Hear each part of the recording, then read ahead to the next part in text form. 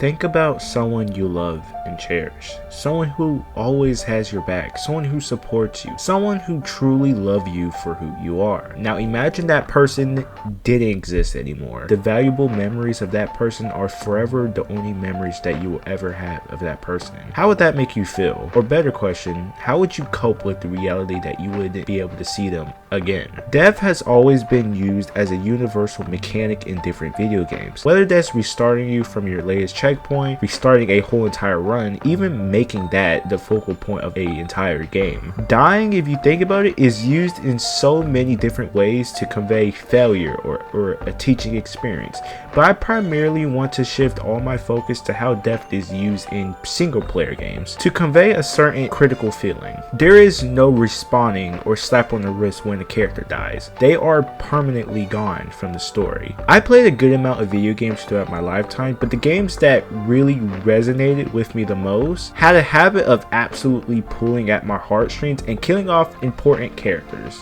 I would develop such a strong emotional bond with these characters and the story that by killing them off makes me extremely upset, and I would imagine how their lives would have ended up like if they just never died. I would go as far as to say having important characters then killing them off developed a brand new fear for me, and that's the fear of losing people I love.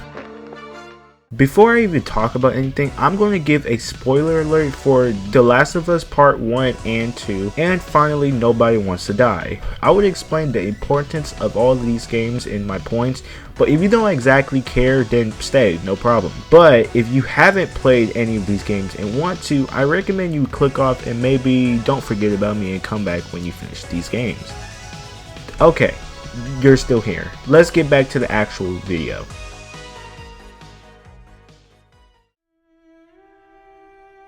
The Last of Us is a very beautiful game. The scenery, the soundtrack, and the storytelling is amazingly handcrafted. I love the characters, and especially our main character Joel is probably one of the most relatable characters in gaming, and that's purely because, well, he has an extremely written bond with Ellie, and it feels authentic, like something you could have in real life. More later on in my channel, I want to do a deep dive on The Last of Us as a whole because I find the franchise so rich and interesting. So I'm not going to explain every nook and cranny of the game today, but I will explain the needed points for my assessment. The beginning of the game, we are introduced to Joel and his daughter Sarah. Their playful dynamic is so incredibly acted in their companionship with each other. You like it?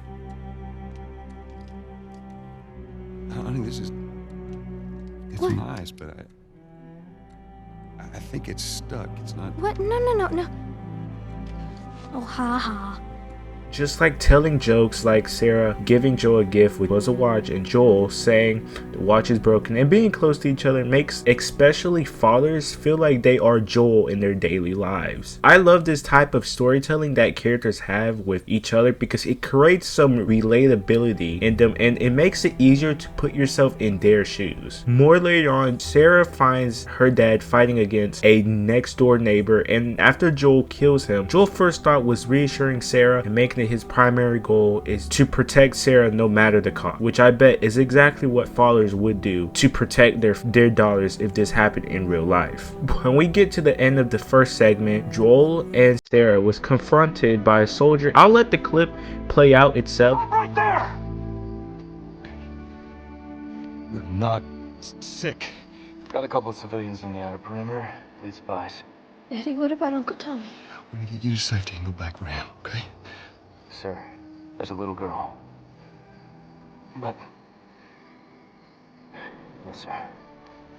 Some of you just been through hell. This part is so upsetting because it's the fact that the soldier took a pause and make sure to tell whoever was on the other line of the film that there was a little girl. And I'm just assuming he probably had a little one back at home and still had orders to shoot. So the soldier shoot both Joel and Sarah, and well, the soldier dies, but Sarah also struggles to survive and slowly passes away. I barely knew these characters for 20 minutes and I already feel for Joel. I understand where his tears was coming from. Losing the only thing that you had in a quick moment. The heartbreak that just happened in a span of a minute. Heck, I even cried when revisiting this part of the game for this video. I believe when Joel lost his daughter is when his soul officially died.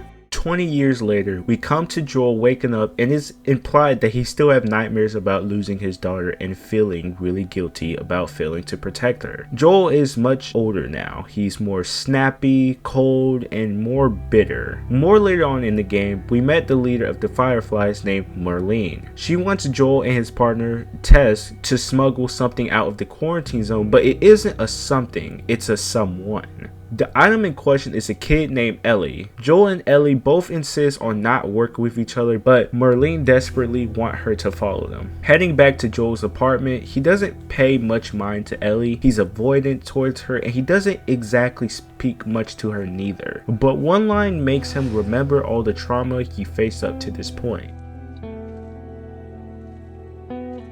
Your watch is broken.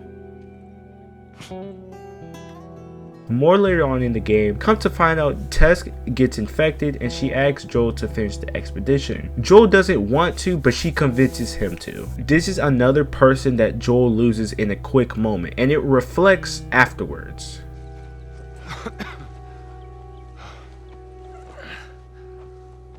Hey, look, about Tess. I don't even know. Here's how this thing's gonna play out. You don't bring up Tess. Ever. Matter of fact, we just keep our histories to ourselves. Secondly, don't tell anybody about your condition. They think you're crazy, they'll try to kill you.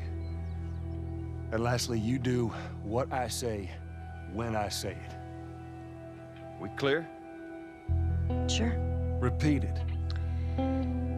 What you say goes. It's a simple way of saying I don't want to connect with you at all due to just being afraid of being attached to another person. Now, he doesn't necessarily say that, but that's kind of his tone. Now, I'm not going to point out all of Joel's and Ellie's interactions with each other. That's just for a whole different video. But I failed to mention that the beginning portions of each point I made had little nuggets of positive interactions with each other. They have little dialogue with each other, even if it's few and far between. But it expresses curiosity. During one of the scenes where they are looking at a city view, after asking Ellie what do she thinks about the view, he looks down at his watch, almost like a reminder about his little girl. As the story goes on, they have more conversations, Ellie cracking jokes, finding out more about each other, giving each other compliments, and even Joel trusting her with different weapons. Joel is opening up to her more and more during the late game, and that's what makes the argument inside of the house also much more important, because they both had to open up at that moment. What are you so afraid of? That I'm gonna end up like Sam? I can't get infected. I can take care of myself. How many close calls have we had? Well, we seem to be doing all right so far. And now you'll be doing even better with Tommy. Not her, you know. What? Maria told me about Sarah. Ellie? You are treading on some mighty thin ice here. I'm sorry about your daughter, Joel. But I have lost people too. You have no idea what loss is. Everyone I have cared for has either died or left me. Everyone fucking except for you. So don't tell me that I would be safer with someone else, because the truth is I would just be more scared.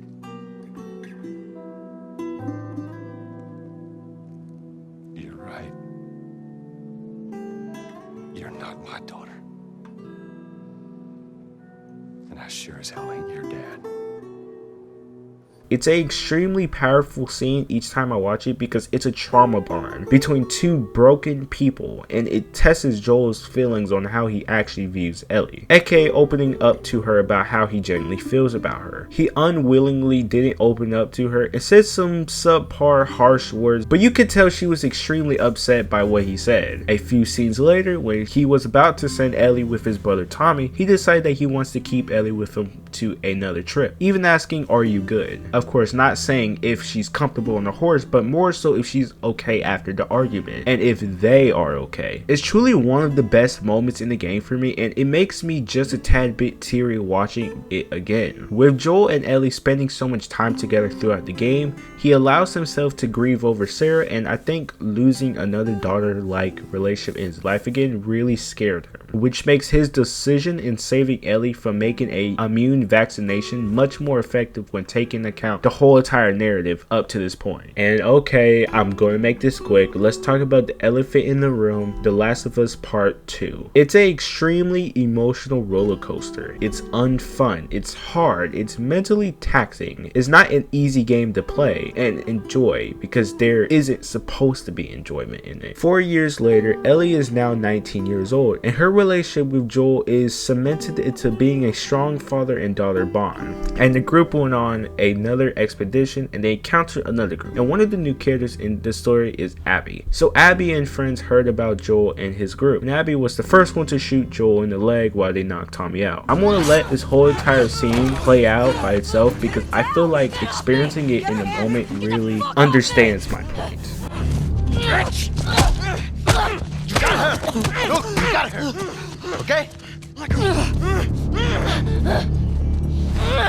You're gonna fucking die! What's going on? Let him go! Who is that? Let him She go! snuck in. Why aren't you posted up outside? We didn't think anyone was gonna show up. What the hell did you expect? We gotta get out of here before the whole town's on top of us. You're done. You want what I want, right? End it. Now.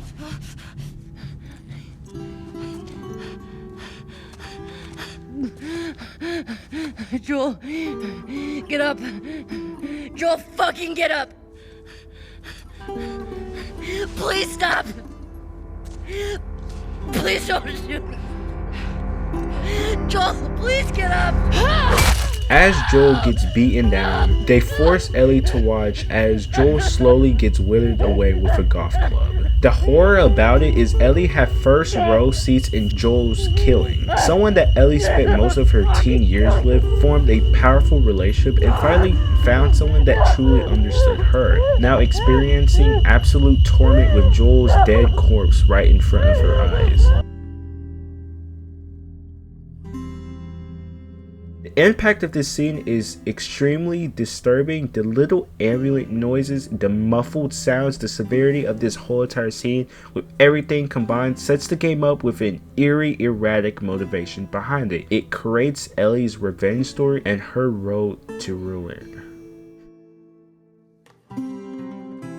The Last of Us as a series embodies what it means to grieve and lose people in life. With it conjoining the zombified world that they are in, it gives even more opportunity to experience loss in their universe. They have to survive and do what they can to protect themselves but also their families, so they don't have the proper time to fully grieve, or they deal with it like resorting to violence to cope with the ideal of it. I love The Last of Us because it is probably the most intimate a game can ever get to reality. I also believe it can help people cope with processing grief, since others can resonate with the main character's emotional states. Now for the last game that honestly inspired me to even make this video in the first place, the idea that I had a really good thumbnail for but scrapped it due to no one really knowing about it. It's Nobody Wants to Die. And man, this game is actually a very underrated title. Nobody Wants to Die is a narrative focused story that asks about the meaning of life in a dystopian cyberpunk society, and is combined with a short noir detective story as well. But I believe its best part is our main character James grieving over his late wife Rachel. He's haunted by her presence even if she's not physically there. He feels like she's there, and he's addicted to medication to stop him from seeing her. Throughout the game, James tries to solve the case while having to confront his own understanding of what loss is and the true meaning to an end.